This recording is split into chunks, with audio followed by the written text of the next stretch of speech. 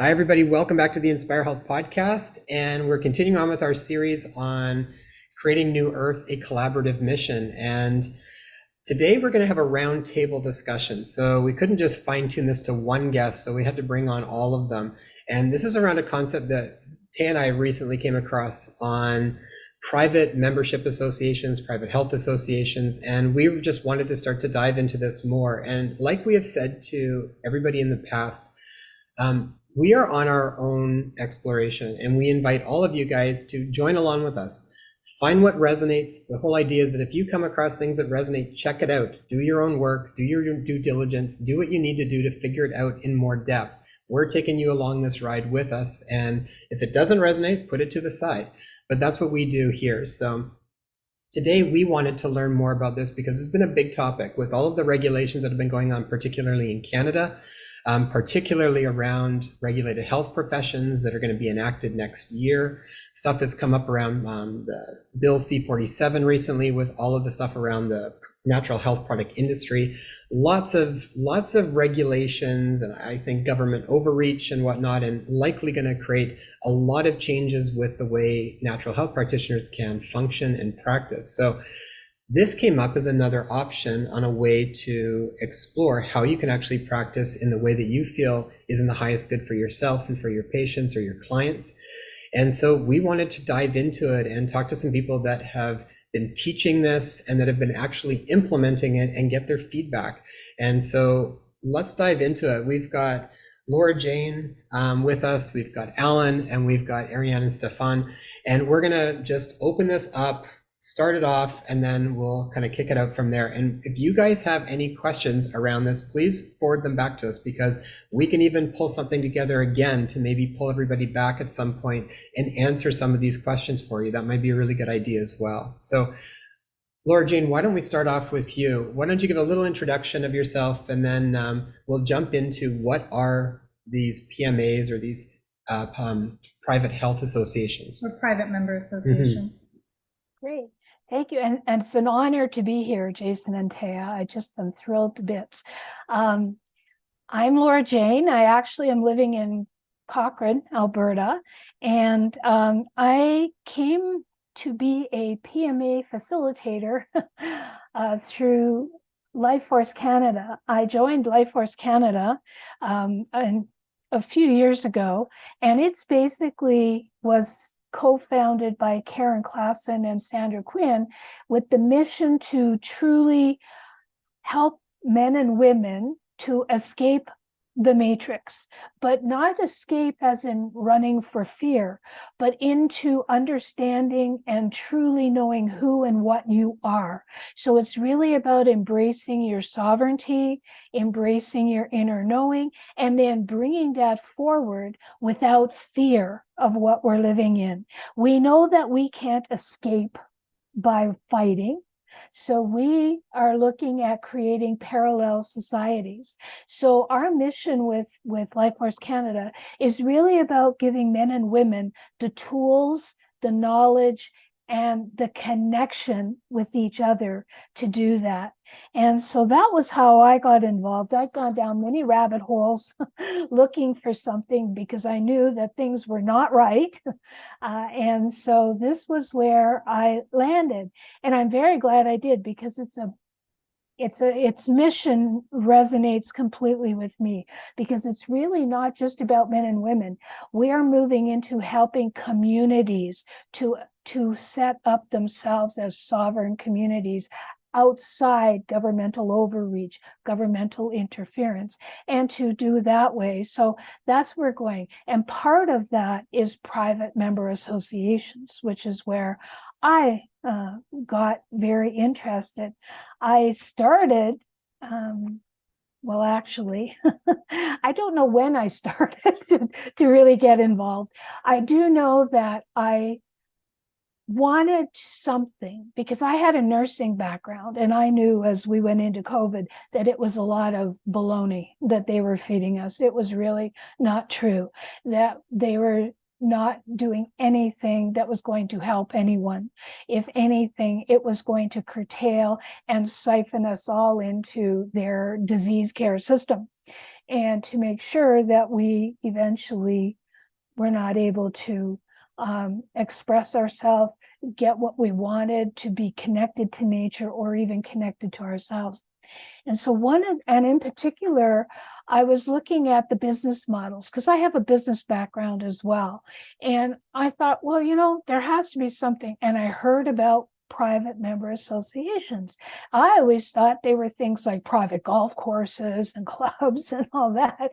But what I discovered as I went down the rabbit hole, which began probably around 2018, was that this is a very real phenomenon, that a private member association is something that can be utilized with integrity and with freedom.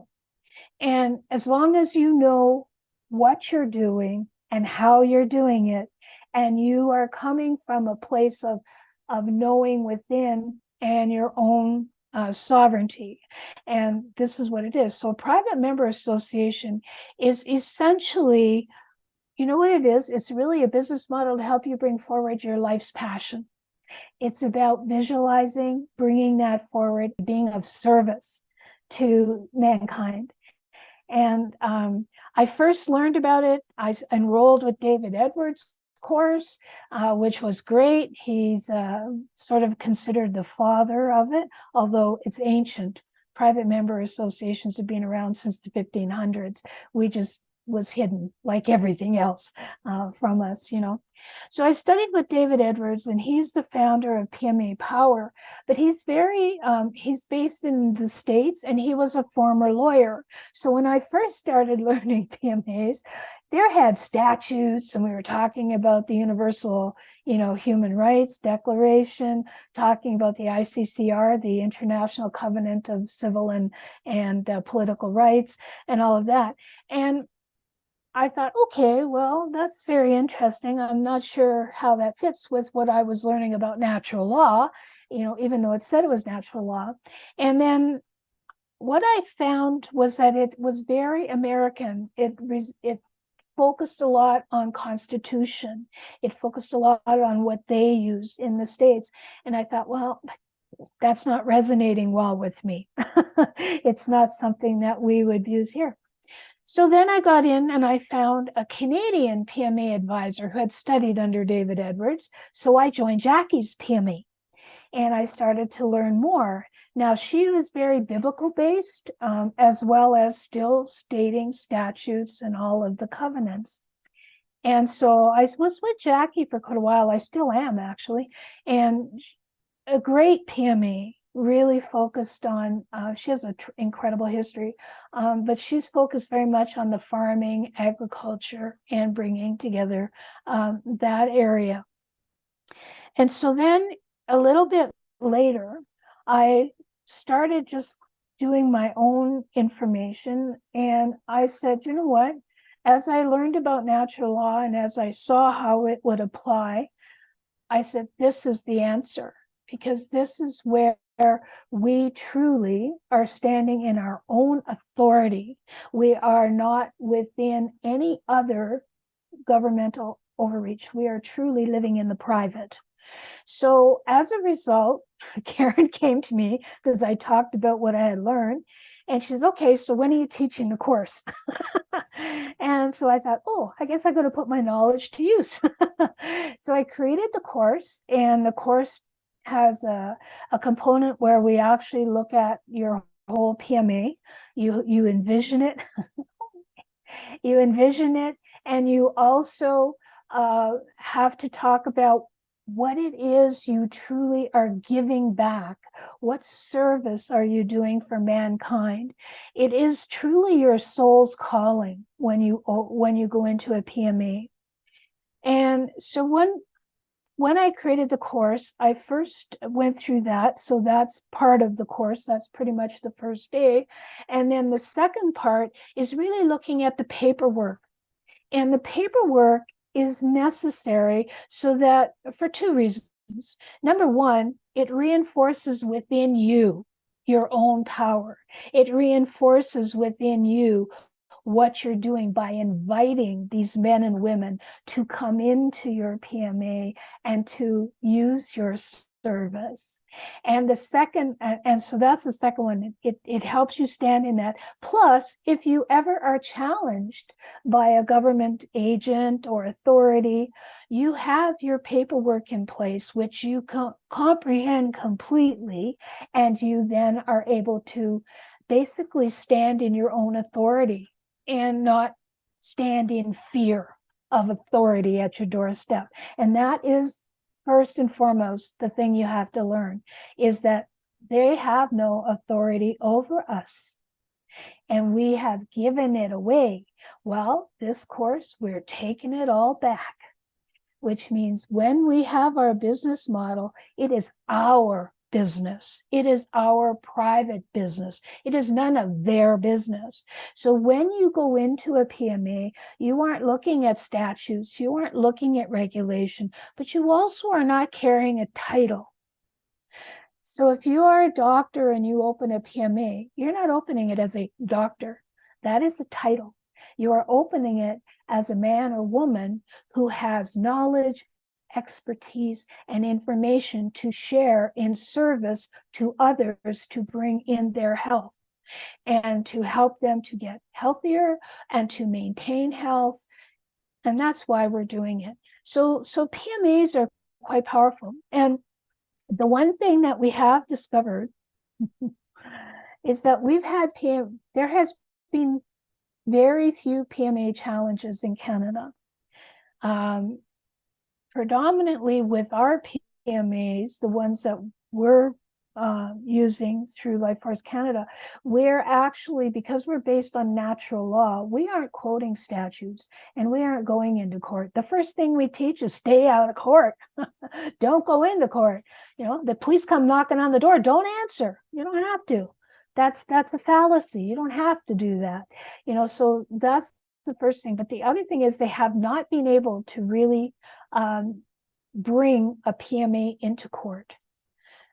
They've challenged, and they also will say, oh, well, we have taken PMAs to court, but they have not, because when you look at it, they're not an unregistered, unincorporated organization. They actually, if you dig, what they've brought forward are those that are actually have a foot in the door. Yeah, that's great, Laura Jane. Those were definitely some of the questions I had around that, is that if people are, I was going to say, so if people are a regulated health practitioner that are a part of a governing college or a regulatory body, for them to be in a PMA, they basically, do they need to resign, or can they actually still carry those designations, but their PMA can be something completely separate? Can they do both, or is that getting where you've got one foot in the door? Or what would need to happen to be able to still hold your title if you wanted to, and then also operate that, or does that run into troubles at some point? Excellent question, Jason. It is doable. It is absolutely doable. What you need to really be clear on is when you're operating as a public persona, a public, and when you are operating in the private. That is the key. And you do not want to cross over or cross-contaminate, or you then put yourself and all your members of your PMA at risk of authority. So yes, you can have that. If you are, and in fact, there's been examples of doctors that have set up PMAs. And what they've done is they have like a practice with two doors, one marked private and one is a clinic, all right? And so what happens there is that the doctor can retain all his, dues and pay into it and be regulated, but he may want to still be able to do, if someone needs a prescription, to write a prescription, or if they need to have a test done that you can't get otherwise. Although I have to say, more and more, we're moving away from that because we're moving much more into natural. But they can do that. That is totally separate. When he walks into his PMA, his private member association, or his private health association, which is what you were talking about here, he actually takes off that jacket There is no persona. And now he is entering as an equal.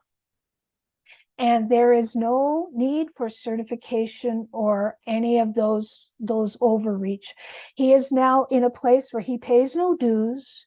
He does not comply with any of the directives or mandates that he would otherwise be necessary to do when he's registered or licensed, because that's a public. Absolutely. So what he's doing in the private is he's just simply sharing his knowledge, his expertise, and all of that with his members. And there's no patient-doctor relationship or anything. And in a membership, every member needs to come in through a proper vetting and a proper waiving of liabilities and all of that. That's part of the paperwork that you have to do, to make sure that it comes on board. So you can do that.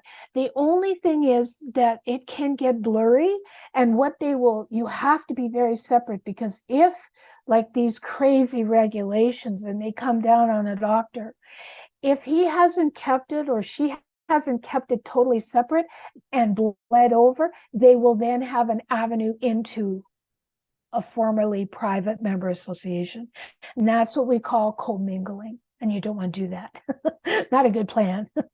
Yeah, no, that makes sense. It reminds me, one of my mentors that I trained with for a long time, Dr. Jerry Tennant, wrote a book called Healing is Voltage. He'll be on this series at some point. He's from Texas, and he's in his 80s now, and as far as I know, he's been running as a PMA. Now, I'm not sure if it's called a PMA. It's a private something association that he does. But he would often, if he was getting up to speak, the very first thing, because he actually carries dual license, or he carries his MD license still. But any talk that he does, anything he does, he's always saying, I'm going to mention right now, I'm not speaking as a medical doctor. I'm speaking from my pastoral license, which is related to his private association, and always keeps it very separate. So, but I definitely get where the lines could get mingled a bit.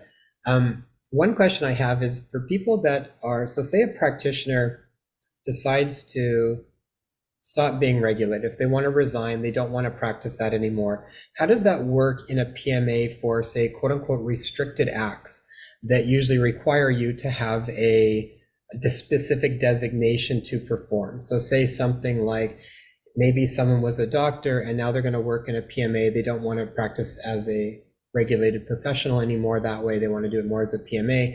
Are they allowed to look into somebody's ears still, even though that's a restricted act? Or what if they know how to do acupuncture, but now they're not technically regulated anymore to perform that? Do they lose the ability to do certain tasks or certain types of treatment with the people that they would want to see?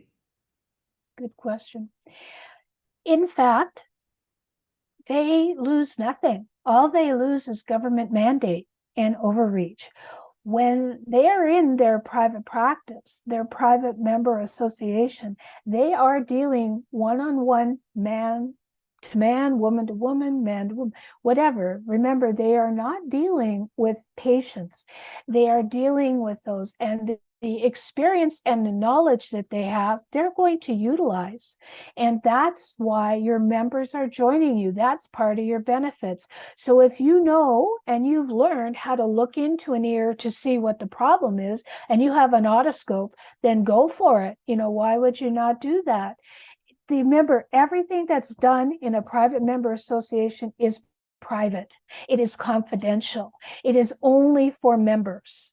And so those members sign confidentiality agreements, they sign non-disclosures. They also truly comprehend that they are going in there as a man or a woman.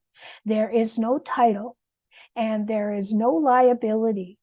It is about us taking self-responsibility for ourselves. And it's about acting on that. So we're self-governing. We're grown-ups now.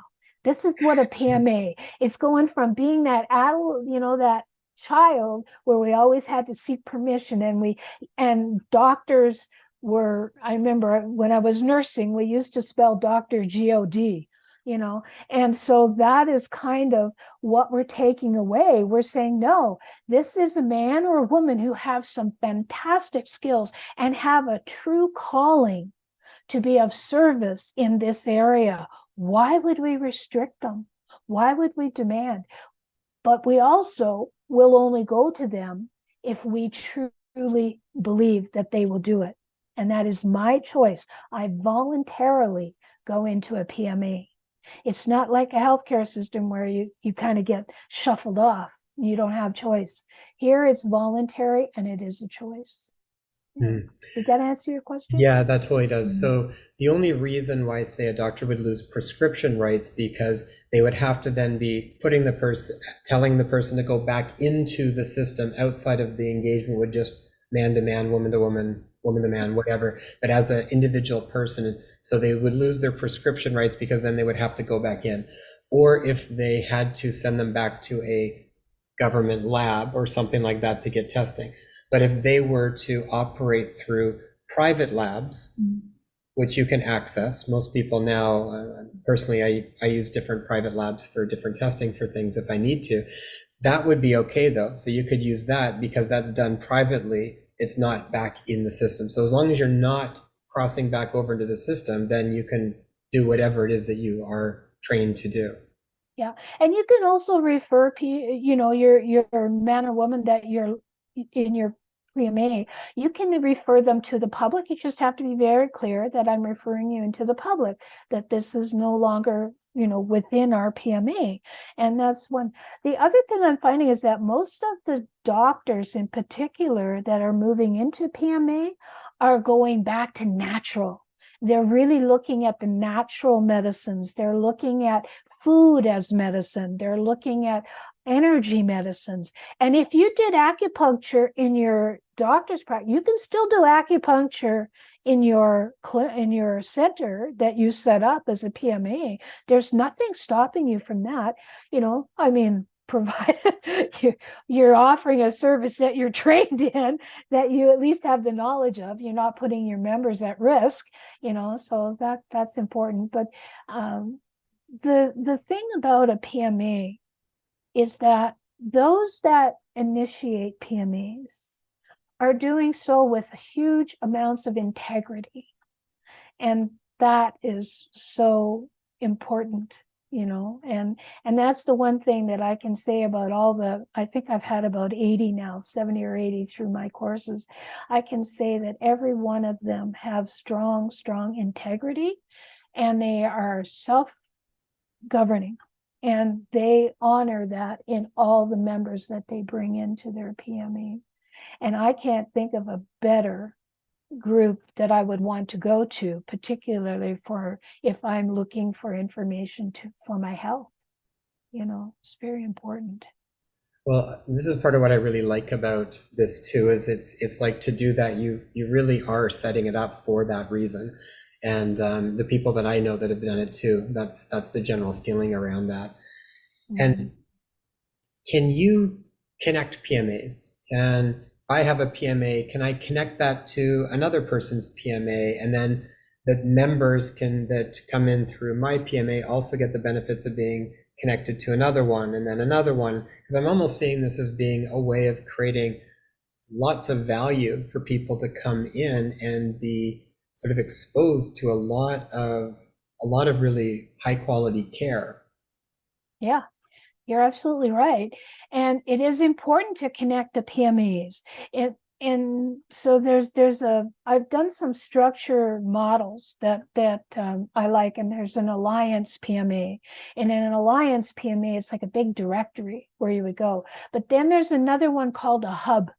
And when you do a hub, that's where you actually have all your PMAs interlinked, and you have the founders of those PMAs coming together to work within a geographic area or a particular area of expertise. And so that is how you would go. And yes, absolutely. I mean, if I'm referring anyone, I'm referring them to a PMA I know and I trust. All right. And so that's how it'll go. And once you've experienced a PMA and you have had access to the absolute care of a PMA and the honesty of a PMA, you don't ever want to go outside. You really do look for others. So if you had, and it happens anyway, because I also have had folks that have set up farmers markets and have farms as PMEs. And so if I have someone coming in and they say to me, well, you know what, you're talking about, I need to change a diet or I need to do something like that. You say, where would I go to get this? Oh, well, I happen to know this other PMA, and you can make that direct referral. And you can actually talk to the other founder and say, you know what, I really like your product. They're organic, they're healthy, and they're in the private. So we know there's no regulation. So we would love to be able to refer back and forth. So yeah, that's how it goes. And when we talk about what Karen and I are teaching now, which is a sovereign community leadership program, that is for whole communities. And within that community, all of the business models are going to be PMAs. They're going to start out that way. And I'm actually working with a group in Northern Ontario right now who is actually setting up, well, I'm working with her to set up the paperwork and the Sovereign Council Association for the first PMA or private community. And she's got all of her other groups there, the honey, there's honey, what else is it? There's homes, building of homes, all of they're all going to be PMAs within that community, all linked into that. I'm so glad you mentioned that, because that was a question that I had. So we've been talking about health practitioners, but this is relevant for any type of business or service that you want to offer. Yeah, absolutely. We've got, I've got one of the alumni from our founders PMA course. She's got an Airbnb. She's got, and she also does hair salon, so it doesn't matter what business you're in. If that's your calling, if that's how you're going to be of service, you're open to that. Now, if you are in a business that relies on a lot of bringing people in and all of that, then you might want to think about a PMA. Might not be the best option. But as we move more and more to communities, I think that we're going to find that we're going to probably move that way, because there are no taxes. You do not remit taxes. You are not under a taxation. You don't submit anything to any government ever. And that's the thing. And Alan, you can speak to that more than, so that's one of the things. And also the linking. I think Ariane and Stefan have done a lot of talking and connecting as well with other PMAs. That's wonderful. I think that sounds really exciting. Alan, why don't we pop over to you? Laura Jane just mentioned that around that. I think that's an important one for a lot of people to understand too, is around the taxes part of it. And Alan, maybe you could just introduce yourself and how you sort of got into PMA and then your experience with it and tied with taxes and stuff. I'd love to hear that. Yeah, my name is Alan Bruff, and I've been the executive director of Canada Health Alliance for a couple of years now, going back to, I think, 2021, end of 2021, I joined them. And prior to that, I was involved with I was one of the founders of Freedom Rising. So I've been looking at alternatives to what we've been seeing happening around us for pretty much the last 3 or 4 years. And at Canada Health Alliance, we very focused on building and establishing a parallel healthcare system, because we are obviously highly disillusioned with what we've seen happening over the last couple of years. And we've got about over 5,000 members across the whole of Canada, half of whom are healthcare practitioners, doctors, nurses, chiropractors, naturopaths, homeopaths, a whole gamut are members of Canada Health Alliance. But all of them are united around trying to give the public alternatives or at least choice. If we don't have choice, we really don't have freedom, because we just, it's basically you can have any color you like as long as it's black. That's not really a choice, And with healthcare, it's so critical that people do have choice. At the moment, average waiting time in an emergency room across the country is more than 12 hours. You can bleed to death in that time. The more choice we have, the more people get tapped off that or out of that waiting room, And therefore, it helps everyone. Those who can afford an alternative, great. Those who can't have a lesser waiting time. And so in the quest to find those options, we've been looking at all sorts of, alternative treatments. How do we make healthcare much more integrative? How do we get a better working relationship between medical doctors, homeopaths, naturopaths? So we're all working in the best interests of the patient, instead of trying to build sort of empires by modality, which isn't really a very good thing. And as part of that journey, we then started facing significant resistance, like with Bill 36 in British Columbia, which is really draconian. And I fear that it's probably being rolled out in British Columbia almost as a test case for the rest of Canada. If it works there, I think it's going to be applied to all of us. So with all of these things, we really need to find a viable option. And as part of that exploration, that's really where I got to know Lifeforce and Laura Jane particularly. And what I realized is that there is actually a way that we can do this and operate outside of a system which is not telling you or educating you about these options. There's very little knowledge. And so when it comes to things like not paying taxes, immediately everybody's blood runs cold because that sounds like tax evasion, it sounds criminal. And these sort of things are built up in our minds, I think, as ways to build fear to keep us compliant. And I'm not advocating that anybody doesn't obey the law or do the right thing. And it really comes down to doing the right thing. But there are ways and there are provisions for us to do these things, and they're perfectly legal, and they're used a lot more than we realize. I know in the course that I did with Laura Jane, we were talking about how the Liberal Party and the Conservative Party in Canada are PMAs. And if they can do it, well, surely we can too. The Hells Angels are also a PMA, which is why they can never be taken out. And these sort of things are fascinating when you start to look into it. It's those people who understand the system that can operate probably for more nefarious reasons than for benefit of mankind.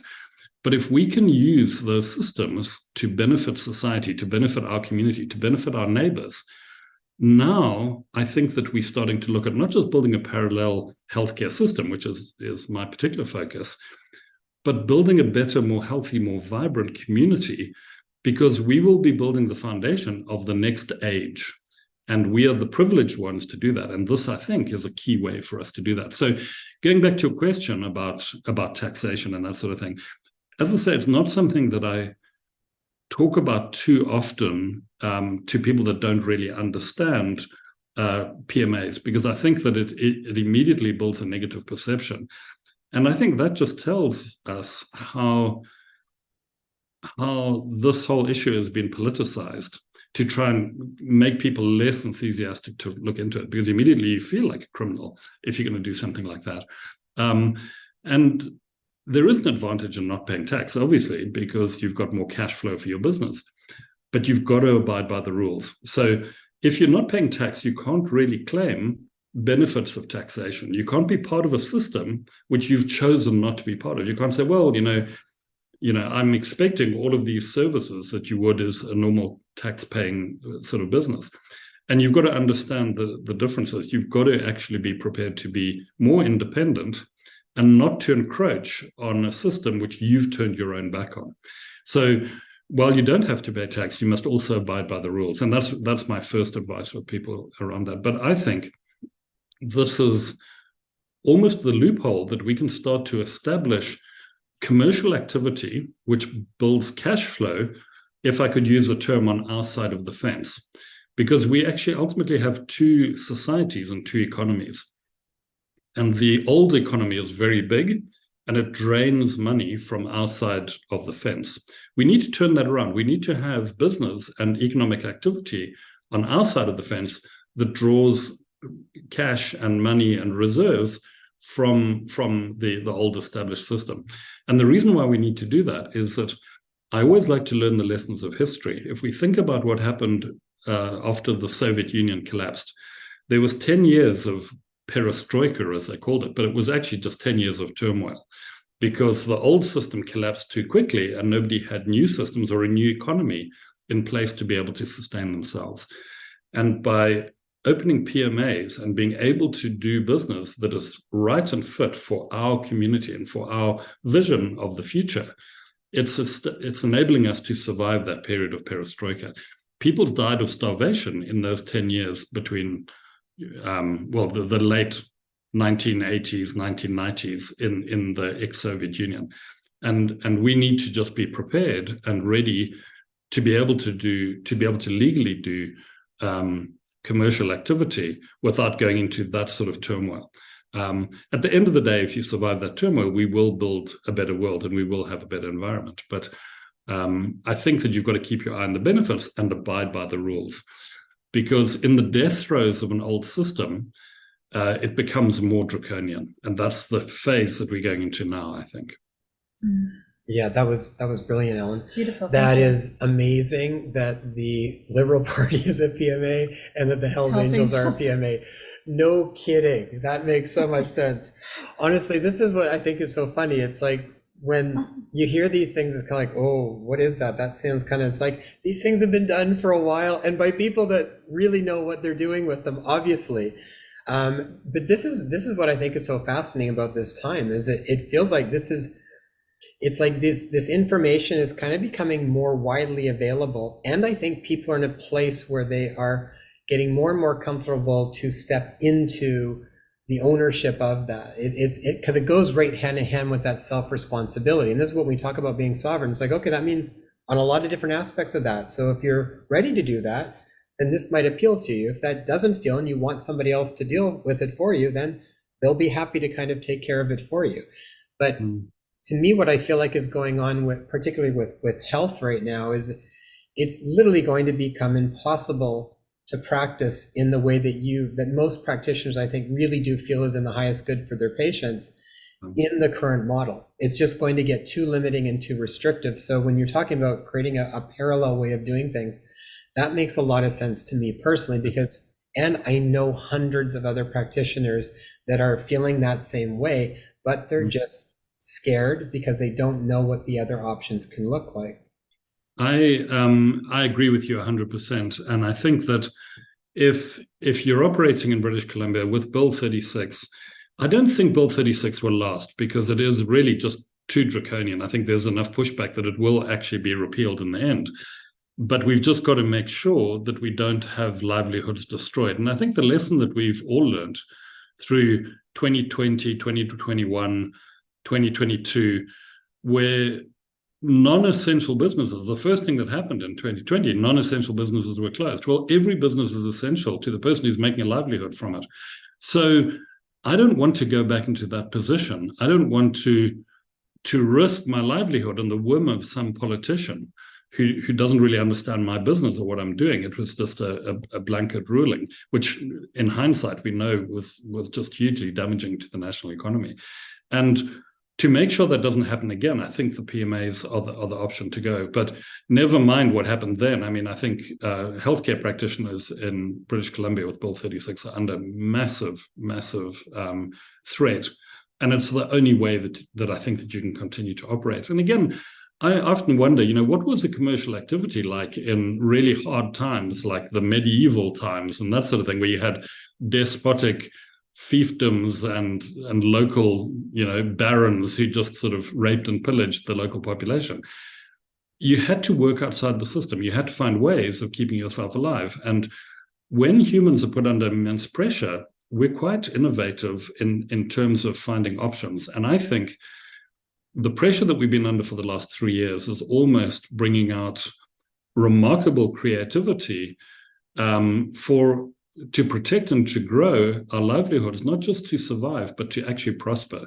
So I'm seeing this as being almost the catalyst of creativity, of independence, of true sovereignty, and of a desire across our community to make the world a better place. So I think that it's actually done us a favor. I think this has been a wake-up call for a lot of people, and I think it's a privilege to be alive at the moment. I think, we're witnessing a remarkable time, and we have the opportunity to be part of it and to actually contribute to it.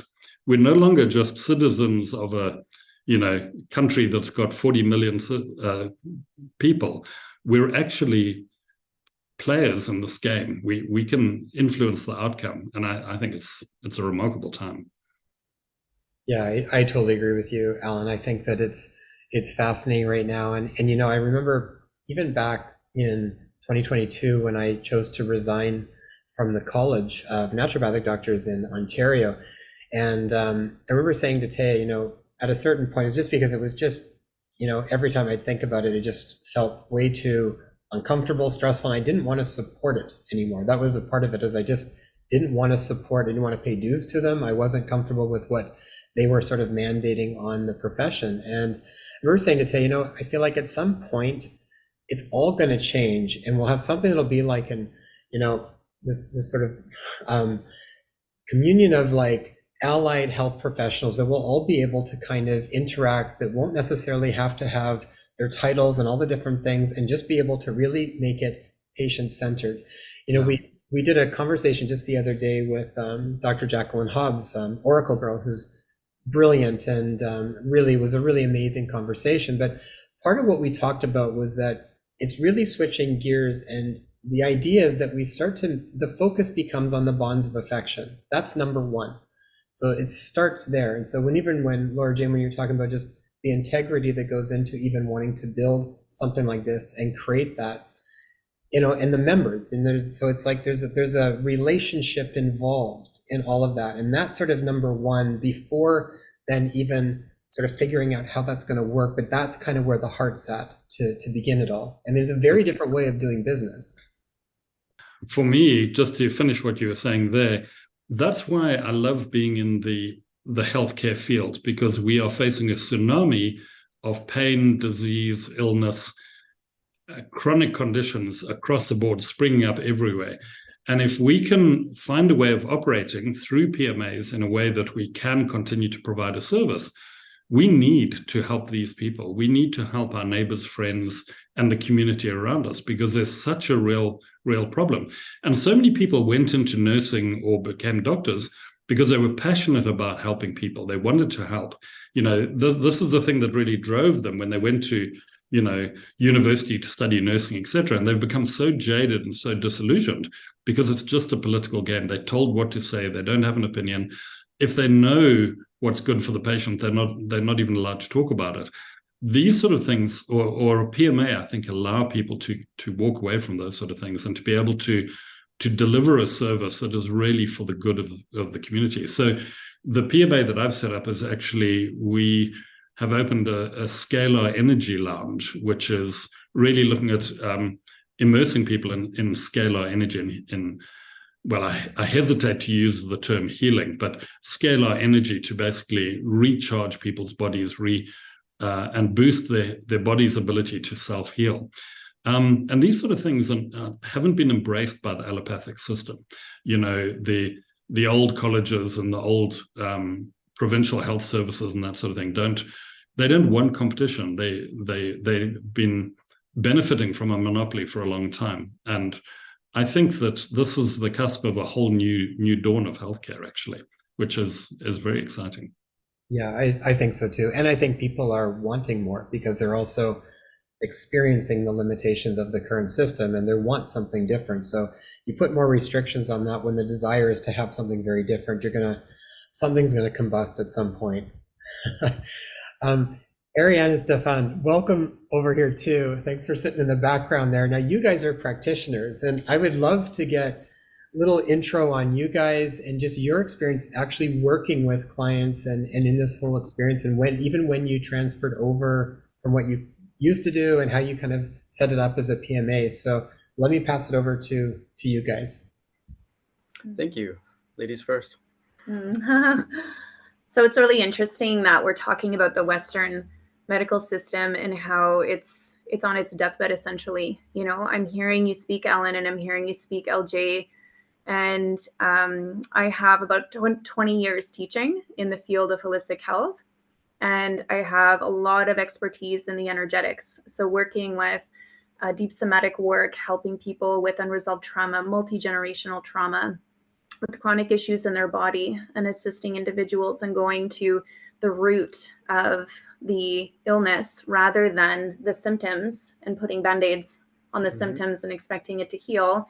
And I think, I don't think I know that we're seeing a lot of people who aren't getting results from that, and it's just this cycle that they are stuck in, and it gets worse and worse, and they have to pay out more money and more money and more pills, and where's the solution? So when I hear you speak, Alan and LJ, I find it really reinforces what we're doing, because we really we're at the forefront of a few different movements, Stefan and I, for PMA.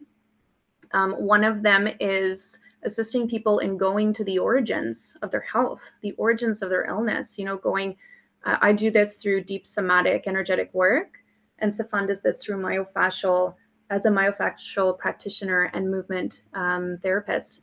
And so, we've seen exceptional results, and we're seeing more and more people come to us because they're done. They're like, listen, we're done.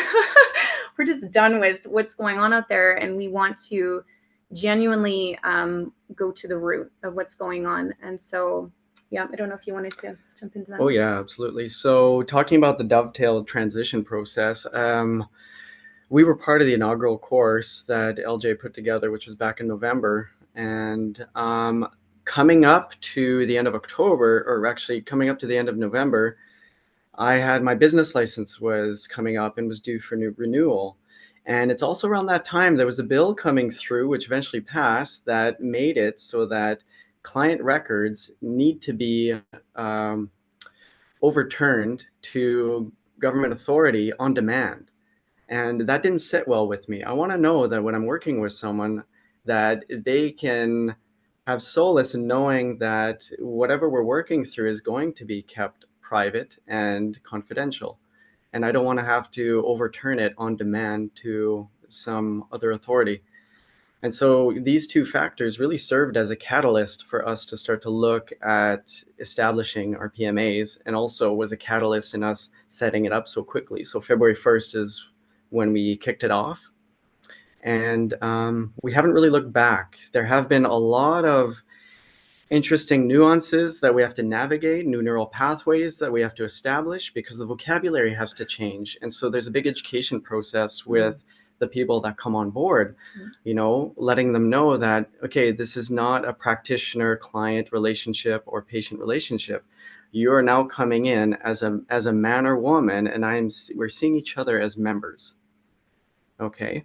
You're not going to get a receipt from me. You may get some type of statement that acknowledges that there's been a confirmation of exchange. So that's what we're going to call it, or proof of exchange. And that's going to be in the form of a donation or a contribution. And so, so far, we've noticed that it's been really, really well received. And in fact, more and more people are inquiring about, how can this apply to me? Whether they're general contractors in construction.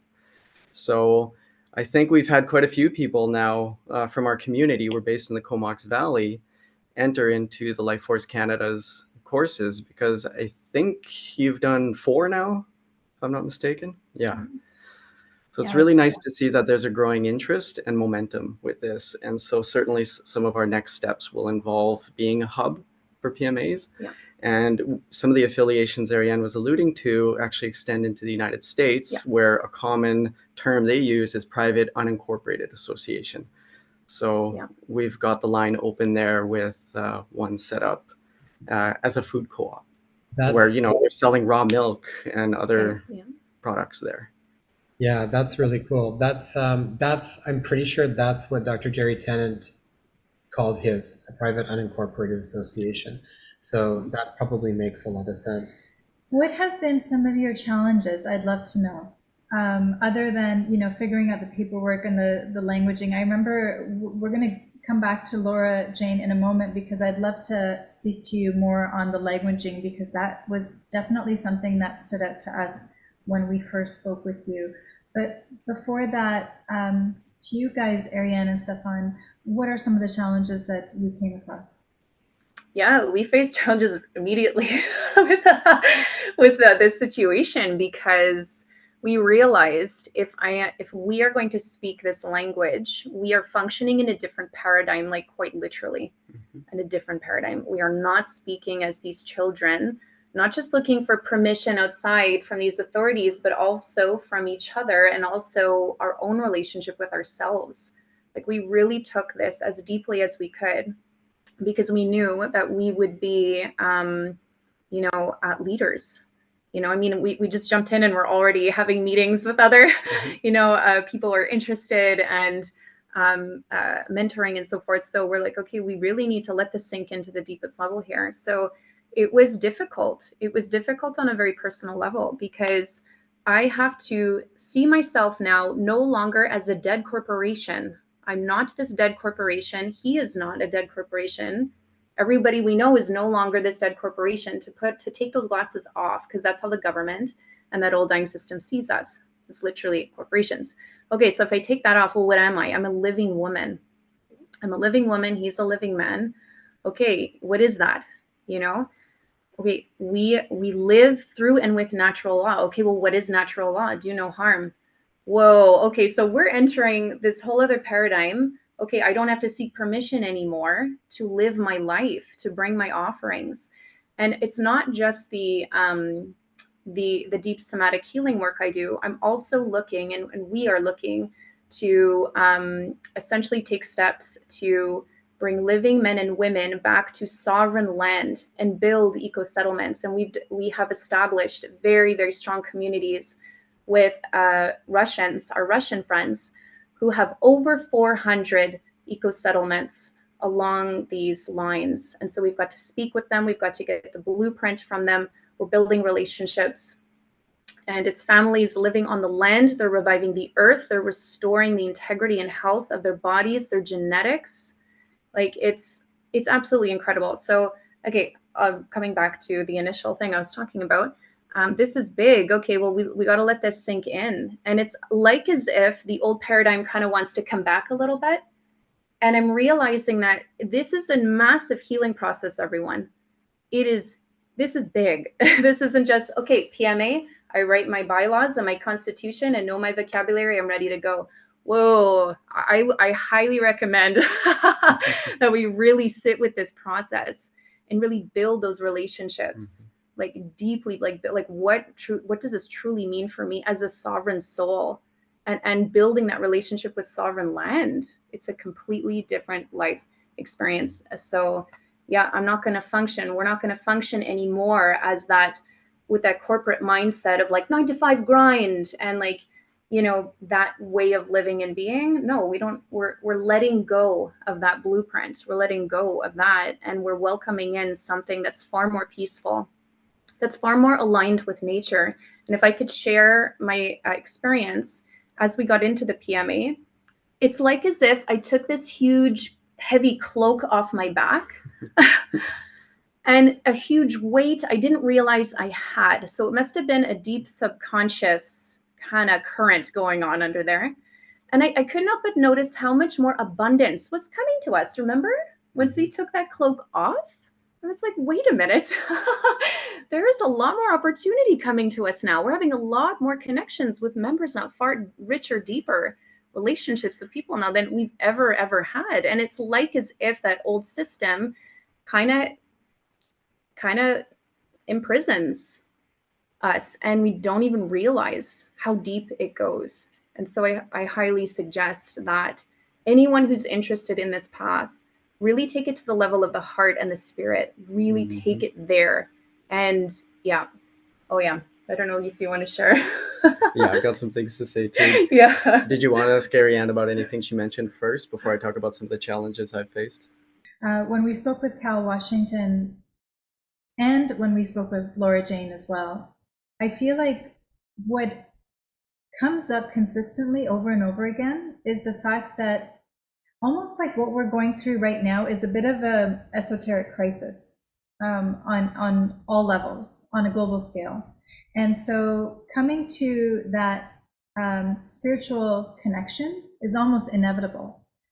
So even going through Cal Washington's process, which is, 2 episodes back, we spoke with him. Laura Jane actually introduced us to him. It was about, there was a lot of things that come to light in ways that we have allowed things to occur. We have agreed for things that that have been to our detriment without us consciously being aware of it, in a form of almost like a tacit agreement. And then so now, as we go through, like even going through Cal Washington's material right now, as we're investigating that piece, when we start to hold accountable those authorities who have definitely engaged in an overreach, small or very large scale, we start to see all the connections between the corporations and government and certain nonprofit organizations that are nefarious in their connections. But it's all, you get to see it when you start to actually do the research behind it, or the inner excavation, as you were speaking to, Ariane. You start to come across a lot of deep knowings, and your eyes start to open up in ways that ours hasn't been before, ever, in our lifetime. And a lot of it is overwhelming. A lot of it can be hard to digest. So, you know, for people who are going through this similar processes that we are, be gentle with yourself. And I'm sharing this because so that you know you're not alone. It's part of the process that we're all undertaking right now. Well, one other thing too that I totally goes in alignment with what you were talking about, Ariane, and your experience with all of this. Just it came up just the other day because it's on my mind right now, because we just had that conversation with Oracle Girl, but we were talking about this and we branched into a little bit around natural law. And she said the very first step is that we actually hold ourselves fully accountable to nothing less than purity and pure love. So that's the first step. And when we do that, everything then, so like, how does your life change when you're holding yourself accountable to purity and pure love? So if we act from that place, and that's the starting point, then we hold others accountable for that same thing. That's what I think we absolutely create shifts in this world and ourselves that are beyond what we can even kind of quite imagine. Thank you for sharing all that. Very pertinent, beautiful additions to what Ariane said. Going back to the original question, Taya, about some of the challenges moving through this process, I have one that I think a lot of practitioners have in the back of their minds as a concern, and that is about the writing off expenses, or not writing off expenses, but from a client's perspective, are you going to be able to, can I put these receipts in and claim back from insurance? So when I was in Alberta and I was operating as a massage therapist, no problem. Lots of receipts being written off. They could send it off to insurance, no problem. Moving over to BC, it was a different story, because now I couldn't be acknowledged as an RMT, even though I have that degree of training. So I had to kind of get demoted within that system to a body worker. And then now creating another degree of separation, moving into the private, the simple answer is generally no. You're not going to be able to put these proofs of exchange or confirmations of exchange through insurance. There may be exceptions. Some insurance companies are actually very open and permissive and do accept some of these confirmations of exchange. But for the most part, it's going to be an out-of-pocket expense. And you know what? I'm going to say that's actually an advantage, because having been steeped in both sides of the fence in that regard, when people are able to write it off through their insurance, they don't show up with the same degree of sincerity and commitment. But now all of a sudden, when it's out of pocket, they really show up. And it's been a joy to actually go through this process and to see people now knowing that it's a deeper level of investment in themselves, and getting them to see that it's an investment in themselves has actually made it so wonderful. And in fact, I'm glad it's here, because otherwise it got to the point when I was operating, especially in Calgary at the time, in Alberta, I had to fire clients a few times, because I could see that they wanted me to be 100%, and they wanted to put in 0 or maybe 20% effort to get the outcomes they were seeking. And so it's an education process to get people to understand that when you're coming to see a practitioner, for one, they are a sliver of the healthcare pie. And it needs to be a reciprocal exchange where you're meeting me halfway. My accountability is to help you identify the holding patterns and the restrictions in your body, and to start creating a, let's call it a healing cascade in a positive direction where the tissues are more susceptible to re-education. And your accountability is to do some of the home cares, and whether that includes movement repatterning and or some fascial self-release techniques to help carry that momentum and get that long-term change that you need. Yeah, So that's a great point, Stefan. yeah. This is sovereignty on so many different levels, and it's when you do create this member association, it's definitely, you're not the only one within that community. You're kind of commanding the same level of sovereignty, and I would say abundance mentality, as opposed to the poverty mentality, which so many of us have been have adopted for so long. So it's very interesting. Yeah, I think that's a really important point. I totally would see the same thing. It's like, I know a lot of practitioners, and I used to practice originally as an RMT too, and did all of that. And when you'd see people coming in with ICBC claims or workers' compensation claims, and they're basically just on, and it doesn't mean that they don't have legitimate illnesses, but I just find when you're immersed in that system, it actually makes it very difficult to truly heal. There's just, you're tied into it. And even just from insurance, I think when you have a lot more skin in the game and you reprioritize and revalue services, it changes everything. You actually, I think, then open up that spark to allow the natural healing ability to actually start to take place. So really great point. One thing I did want to go back to is, how is it different with, and this can be with you guys and also with Alan too, but how does it work from a contribution and donation standpoint? Normally when we're practitioners, it's like we have a fee schedule. People come in, they pay for a certain service. Is it still done like that? Is it just the wording that's different? Is there a monthly fee that people pay for services? Is it anything you want? How does that work? Well, there's a variety of ways to set that up. One way that we've chosen to set it up is suggested minimum, and then fill in the blanks, or putting in a range, and letting people use their discernment on what they feel is reciprocal in terms of that energy exchange. And subscriptions as well. Yep. Yeah. So. And again, terming it as a suggested minimum donations, or. Yeah, we always have suggested donation on every, all of our info flyers and so forth. So yeah, and generally it's been, nobody has ever had an issue with that ever. And because it's PMA, it's beautiful. It allows a lot of flexibility with what that energy exchange can look like. It could be a full or partial barter. It could be an exchange where it's done through, maybe it's cryptocurrency, or maybe it's, XYZ, maybe it's, skills exchange. So you can get very creative, because we want to make sure that the ones who are genuinely seeking care and ready and willing to put in the work, that they're not going to be denied because of a number sign. So we find other ways to make it work so that it can still be a complete reciprocation. And we found this a great way to educate people. Like, for example, we had one gentleman who was like, I don't want to do this because I don't like contracts. Oh, okay, this actually isn't a contract. It's an agreement, like, okay, but it's another group. I don't want to join a group. Oh, okay, we're actually not a group.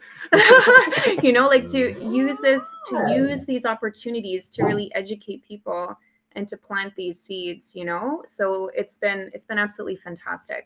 Mm-hmm. That's awesome, guys. I love it. I love that you can find different ways of exchanging like value. How do you value what you're having, and whether that is, partially crypto or partially fiat or partially service or whatever it might be. I think this is what is so neat, when it's like the financial piece is almost the second piece of it. The first piece is the bonds of affection that it starts with. That's what makes the whole system very different. Guys, thanks so much for that. Alan, did you want to add anything to that?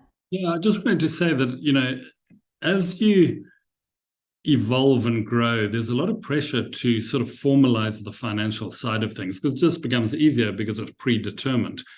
And I think that's something that we're going to have to, when I think about my own experience, we're going to have to monitor and evolve with that. What we did is we set a paid membership fee in the beginning.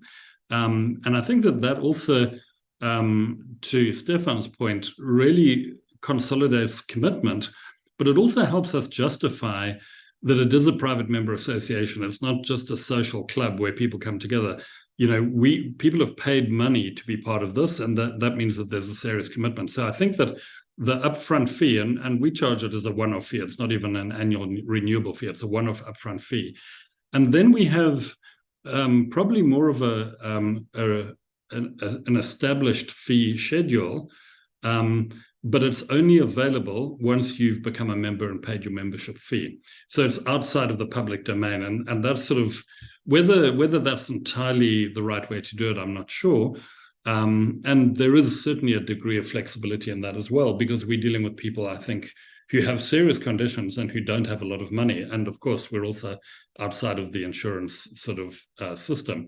So I think you do need to be fairly flexible. But at the same time, for business efficiency, we did want a degree of structure to be able to operate as efficiently as possible.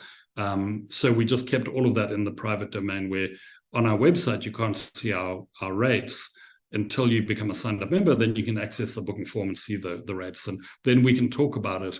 And quite often we'll amend those stated rates to the personal circumstance. But I think that could be, especially with some of the larger organizations that are becoming PMA or looking at converting to a PMA, they might want that degree of structure. And I think you can accommodate that to a degree as well. Thank you. That's wonderful. Laura Jane, let me pass it back to you. I think one of the comments Taya was asking about was any specifics around languaging. I know when we first talked to you, even as we're saying things, it's like, oh, you got to remember it's not quite like that. It's like, oh yeah, it's not a payment. Yeah, it's not a payment. And so why is the languaging so important? And what are some of the big pieces of the languaging that needs to be reworded? Okay. The language of commerce is what we've been immersed in, and that's what we've been taught. And therefore, what it basically is Babel. When we are talking about a private member association, when we're talking about sovereigns coming together, we're talking true English. We're talking about a language that we say what we mean and we mean what we say. And so it's very important not to get the legalese involved in that. It's very important that you understand, because this is the language that's coming from your soul. It's how we are relating to each other. And so your language is important. So when you talk about, and I remember you said, Jason, when I said, no, they're offerings, they're not treatments, it felt better because it's soul driven. And that's what a private member association is all about. So when we are working through natural law, we are using terminology that does relate back to natural law. So we don't talk about people. People is, as Ariane said, the dead entity that's being created to entrap us. So we talk about men and women, because men and women are born with inherent rights. And we don't express a right until it's challenged. And in fact, sovereignty is not a right. Sovereignty is a status. It is a status of being a living man or woman. And very often you forget that. You say, I'm going to reclaim my sovereignty. You never lost it. All right. You forgot it, but you never lost it. And so there's these types of things. When we talk about exchange, an exchange gives you so many more options. And remember, you're working in the private. If you want to exchange eggs for a particular treatment, you go right ahead. Nobody's going to interfere with that. It is totally up to you what you do. And that's what I love about, especially what Ariane and Stefan are doing, as they bring their whole community together. There can be massive exchange. And it can be an exchange that doesn't deal with fiat. It can be an exchange of animals. It can be an exchange of I do 20,000 cans of something and I've got a great thing. So let's exchange some of that. That's food security in exchange for helping an individual regain their health and maintain and that. And the other thing is, by removing the fiat, we truly are talking about entering not just the founders of the PMA, but all the members into a prosperity mindset. And it is that we are powerful. We have a lot to offer, and we actually have whatever we require. We just need to remember it and to live it. And that is what I love personally about what the work that I do, is I like to help folks reawaken to all of that, to move into it, and to realize the true freedom we have, and the fact that you're not going to starve to death in a PMA. You know, when you go into a PMA, you don't go in it as a sacrificial lamb. You go into a PMA as a living man or woman who is going to offer something and receive something in exchange for that offering. And therefore, an exchange and what you're offering will all be based on, what are my needs? Well, guess what? Your food bills are going to go way down if you happen to have an alliance and a lot of exchange around food security. And it's going to be a lot healthier. Like, I don't know about you, but I don't shop at Walmart for my groceries. You know, so there's a lot of different things that you can do. And I think it is the absolute freedom and awakening the creativity. There is no limits. They have been imposed from those who wish to kill us and to enforce a whole bunch of toxic environments our way.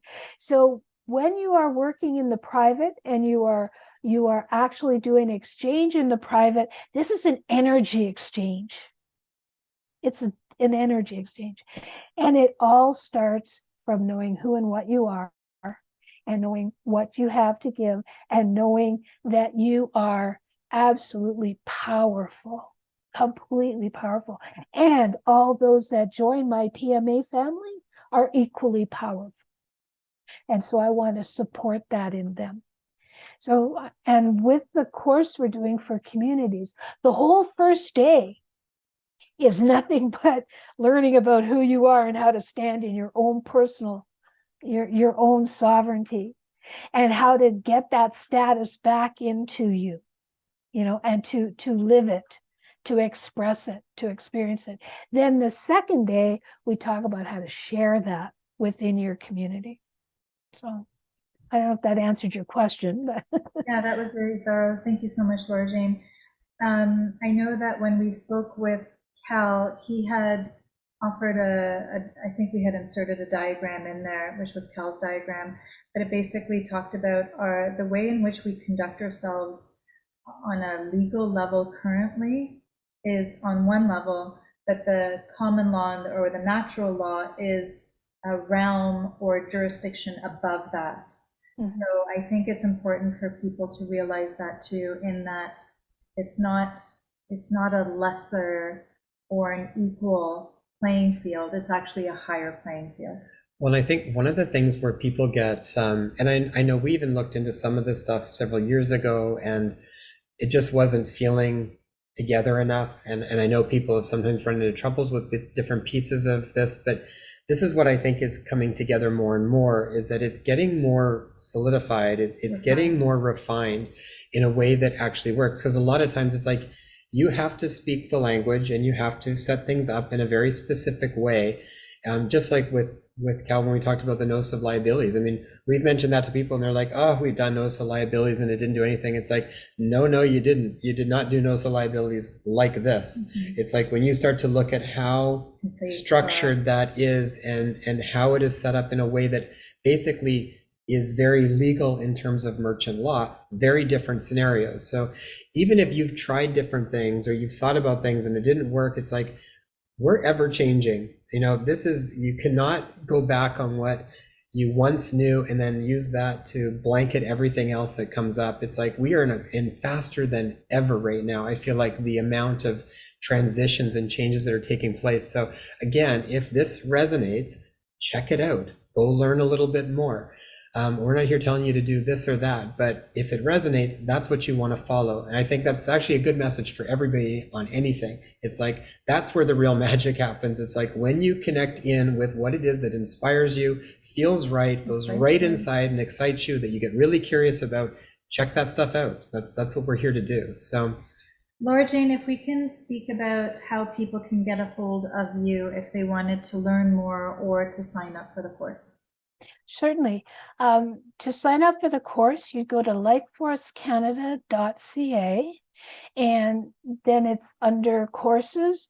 But I very specifically, right now I'm in the process of creating the PMA course online, so that it'll be an on-demand course that you can take it. But I will also continue to support through the private Telegram, and we'll have live sessions with all those who take it, because I think those Telegram channels are fairly valuable, right, guys? Yeah, okay. They're all part of it. And also that's where I put out all the new things that I learned, because I'm evolving like everybody else. So as I get more information, I make sure that it gets out there, the same as Ariane and Alan, they share it as well. So lifeforcecanada.ca. If they want to get hold of me personally, or in person, or by telephone or by text, they can contact me at ljcote@pm.me. All right, so that's the way they can get through. And right now I'm going to just leave it as email contact, because I don't really want to put my phone number out there at this point. And also, when you connect with Lifeforce Canada, you can pretty much connect that with anyone there, and they will refer you in to this. And Karen Klassen is also contact as well. So that's Karen@karenklassen.ca. super. Wonderful, We'll thank have you. those links in the show notes. And Alan, if people want to learn more about the work you're doing, where can they go and check it out? The website for our PMA is revitalifewellness.ca. So that's Revita, REVITALIFE, revitalifewellness.ca. And that'll give them a pretty good idea of the look and feel of the PMA and what we're doing. Otherwise, a good way to get hold of me is through Canada Health Alliance, and that's canadahealthalliance.org. And that's really the group of practitioners. And it's through Canada Health Alliance that I'm advocating for PMAs, especially for our members in British Columbia. So either of those two organizations would be a good way of getting hold of me and seeing what I'm up to. And thanks for the opportunity to talk about it. Oh, absolutely. Thank you so much. Ariane and Stefan. Is there anything that you guys wanted to add or to share? I want to take a moment and honor LJ's offering. LJ, you truly have completely changed our life path in some major ways. And having worked with you in that course, I really got to see the integrity of your heart and your passion and how you truly are an expert. And so I acknowledge you in that, and I thank you for everything you're offering. And I would like to say, Stefan can give the website in just a moment. This is truly the greatest personal development, personal transformation ride ever. It's absolutely incredible to be bringing ourselves into natural law, into the privatized movement, into the sovereignty dimension world. I faced all kinds of stuff: fear of authority, fear of breaking the rules, fear of self-governing. Well, what does that look like? What if I can't do it? Fear of too much responsibility, like the opportunity to address fears. I'm talking about deep subconscious stuff. It was powerful, like, and you're, you grow through that, and especially together, with other PMAs and other sovereign men and women. Yeah. It's a great opportunity for relationships. Yeah. We have a lot to think about that another time. Yeah. So our website, we're Unified Fields, And we chose that name because we're unifying the quantum field and the fascial field. These are areas where we get to address consciousness in different ways and support healing. And I'm glad that, Alan, you hesitated to use the word healing, as we do, because for us, we see healing not as in fixing something that's broken, but helping fine-tune something that might be out of tune, like a guitar. You're already whole and complete. All the pieces are there. We just need to do a few adjustments. So unifiedfields.io, IO as in input output. So unifiedfields.io. That's where you can find us. And we're also in the process of correcting our status, which means removing ourselves from the public and putting ourselves into the private. And we're doing that through the TPCSE, which stands for the People's Cooperative Society of Equity.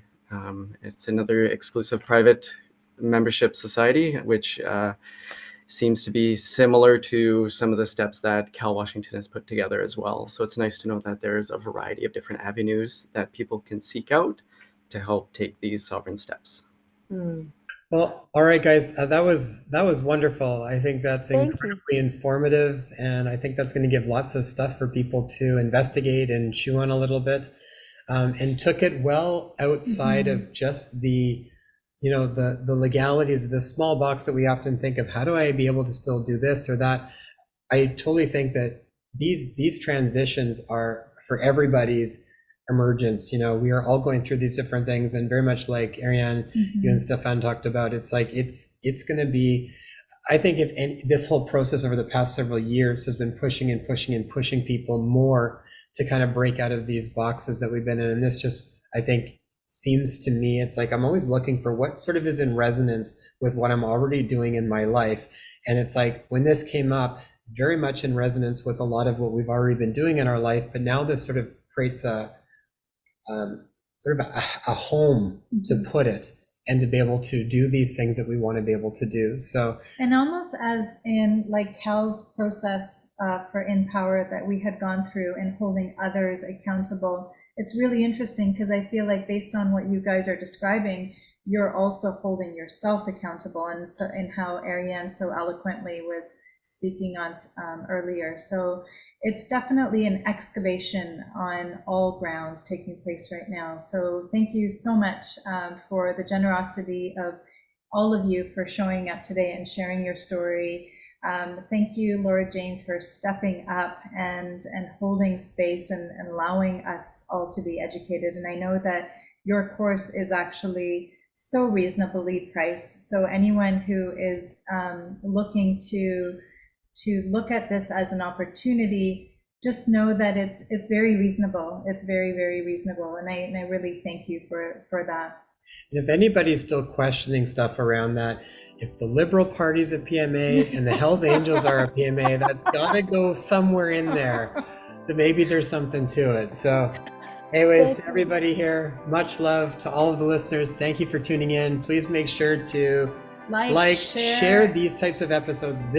These ones do not, the algorithms do not like these episodes. So it's like, help to spread that out. It's through word of mouth by people that are looking for this information that helps us get this out best to everybody. So much love to all of you, and thank you so much.